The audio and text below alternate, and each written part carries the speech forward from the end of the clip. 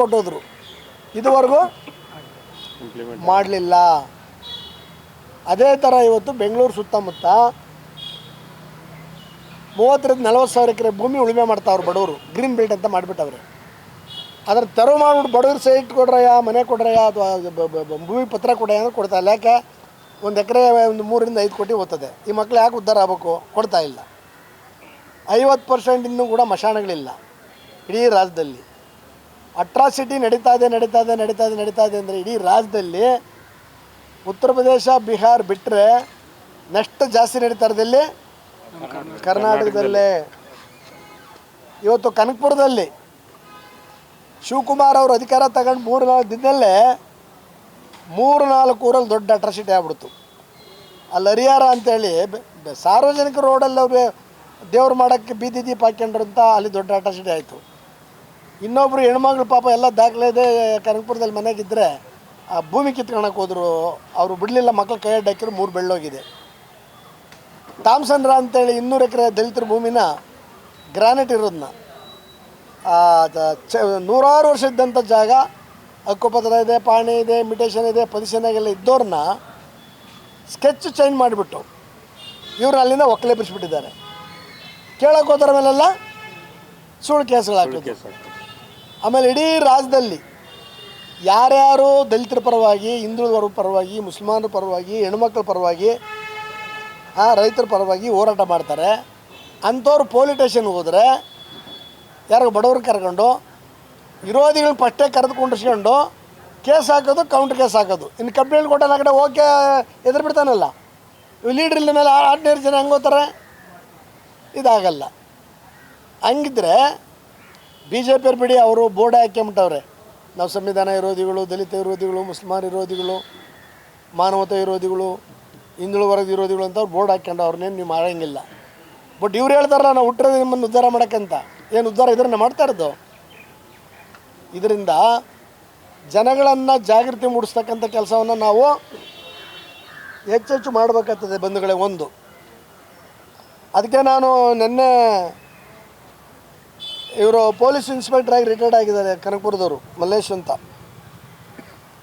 ಇವರು ಏರಿಯಾದಲ್ಲಿ ಕೂಡ ಅದೇ ನಾನು ಹೇಳ್ತಾ ಇದ್ದಿದ್ದು, ಇವ್ರು ಏರಿದ್ದೆ 200 ಎಕರೆ ಕಿತ್ಕೊಂಡವ್ರೆ. ಕಾಸ್ಟ್ಲಿ ಗ್ರಾನೈಟು, 1 ಲಕ್ಷ ರೂಪಾಯಿ ಕ್ಯೂಬಿಕ್ ಮೀಟ್ರು. ತೋಟಿ ನೀರು ಗಂಟೆ ಜಮೀನು ಎಲ್ಲ ಕೂಡ ಅವ್ರ ಅಪ್ಪನ ಮುಚ್ಚೋದು ಅಲ್ಲೇ, ಡಿ ಕೆ ಅವ್ರ ಅಪ್ಪನ ಕಾರ್ಯ ಎಲ್ಲ ಮಾಡಿದ್ದು ಅಲ್ಲೇ, ತಿಥಿ ಎಲ್ಲ. ಇವರು ರಾತ್ರಿ ಆಗಲೂ ಹೋರಾಟವನ್ನು ಮಾಡ್ತಾ ಇದ್ದಾರೆ. ಅದಕ್ಕೆ ನಾವು ಕಾರ್ಯಕ್ರಮ ಮಾಡೋಕ್ಕೆ ಹೊರಟಿದ್ವಿ. ಅದೇ ಟೈಮಲ್ಲಿ ಸಿದ್ದರಾಮಯ್ಯನ ಕರೆದು ರಾತ್ರಿ ಅವರು ಸಿಗ್ನೇಚರ್ ತಗೊಂಬಿಟ್ರೆ ಯಾರು ರಾಜೀನಾಮೆ ಹೈಕಮಾಂಡು. ಅದಕ್ಕೆ ಸ್ವಲ್ಪ ನಾವು ಮುಂದಕ್ಕೆ ಹಾಕಿದ್ವಿ. ಆತನ ಸಿ ಎಮ್ ಅದು ಇಮ್ಡೇಟ್ ಮಾಡೋಕ್ಕೆ ಹೋದರೆ ಬೇಕಾದ ಅಲಿಗೇಷನ್ ಮಾಡ್ತಾರೆ ತಿಳ್ಕೊಂಡವ್ರದ್ದ. ಈಗ 2 ತಿಂಗಳು ಕಳೀತಲ್ಲ, ಅದಕ್ಕೆ ಈಗ ನಾವು ಒಂದು ಕ್ಲೀನರ್ ಡ್ರೈವರ್ ಲೋಡರ್ಸ್ದು ಇಶ್ಯೂ ಒಂದು, ಎರಡನೇದು ಬಂದು ಕನಕಪುರದ ಇಶ್ಯೂ, ಮೂರನೇದು ಬಂದು ಬೆಂಗಳೂರು ಸುತ್ತಮುತ್ತ ಗ್ರೀನ್ ಬೆಲ್ಟ್ ವೆಕೇಟ್ ಮಾಡಬೇಕು ಮತ್ತು ಉಳಿದಂಥದ್ದು ಪತ್ರ ಕೊಡಬೇಕು ಮತ್ತು ತೋಟಿ ನೀರುಗಂಟಿ ಜಮೀನನ್ನ PTSL ಕೆಳಗಡೆ ತರಬೇಕು. ಇಡೀ ರಾಜ್ಯದಲ್ಲಿ ಎಲ್ಲೆಲ್ಲಿ ದಲಿತರ ಮೇಲೆ ಲೀಡರ್ ಮೇಲೆ ಕೇಸ್ ಹಾಕಿದ್ದೀರಾ ಅದು ವಾಪಸ್ ತಗೊಬೇಕು. ಕೇಸ್ ಜೊತೆಯಲ್ಲಿ ಕೌಂಟ್ರ್ ಕೇಸ್ ಹಾಕಂಥ ಆಫೀಸರ್ಗಳ ಮೇಲೆ ಕೇಸ್ ಹಾಕಿ ಅವ್ರು ಹೊರಗಡೆ ಹಾಕ್ಬೇಕಂತ ಒಂದು ಡಿಮ್ಯಾಂಡ್ ಇಟ್ಟು ಈ ಸೆಷನ್ ಕಳೆದ ತಕ್ಷಣ ಕಾರ್ಯಕ್ರಮ ಮಾಡೋಣ ಅಂತ ನನ್ನ ಫೋನಲ್ಲಿ ಕೂಡ ಇವಾಗ ಮಾಡಿದರೆ ಇವಾಗ ಎಲ್ಲ ಅಂಗಡಿಗಳು ಜಾಸ್ತಿ ಇಕ್ಕೊಂಡಿರ್ತಾರೆ ಅಲ್ಲಿ. ಈ ಅಂಗಡಿ ಎಲ್ಲ ಜಾಸ್ತಿ ಇರ್ತದೆ. ಆ ಮಿನಿಸ್ಟ್ರು ಬರೋದು ಇಲ್ಲ, ಯಾವನ ಕೆಲಸ ಬರೋದನ್ನು ಕಳಿಸ್ತಾರೆ, ಅವನು ಲೆಟ್ರ್ ಇಶ್ಯೂಡ್ ಹೋಗ್ತಾನೆ, ಅದು ಚರ್ಚೆ ಆಗಲ್ಲ. ಅದಕ್ಕೆ ಇದು ಕಳೆದು ಬಿಡಲಿ.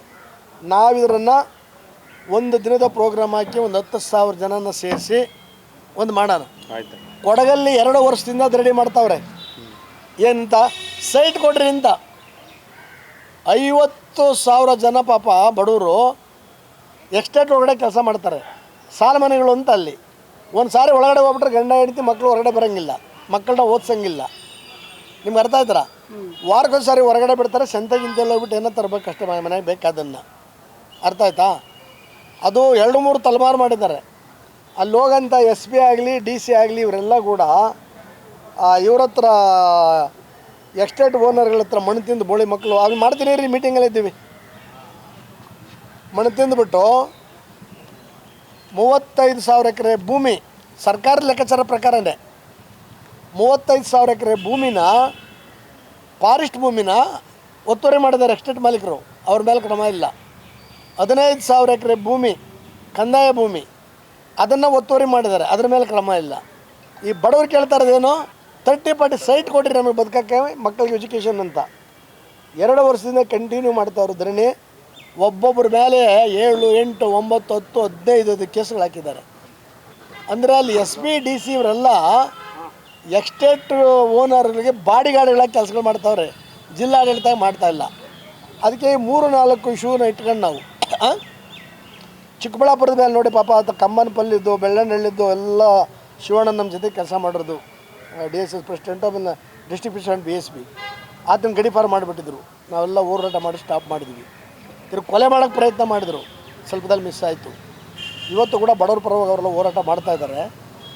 ಮೊನ್ನೆ ಯಾರೋ ಪಾಪ ದಲಿತರು ಭೂಮಿ 1 ಎಕರೆ ನಮ್ಮ ತಾತಂದು ಅಂತ ಭೂಮಿ ಹತ್ರ ಹೋಗಿ ಮಾತಾಡಿದ್ರೆ ಅವ್ರು ಬಂದು ಆಮೇಲೆ ರೌಡಿಸಮ್ ಮಾಡ್ಯವ್ರೆ ಅಂತ ಒಬ್ಬ ರಿಟೈರ್ಡು ಕೋನಪ್ಪ ರೆಡ್ಡಿ ಅಂತೇಳಿ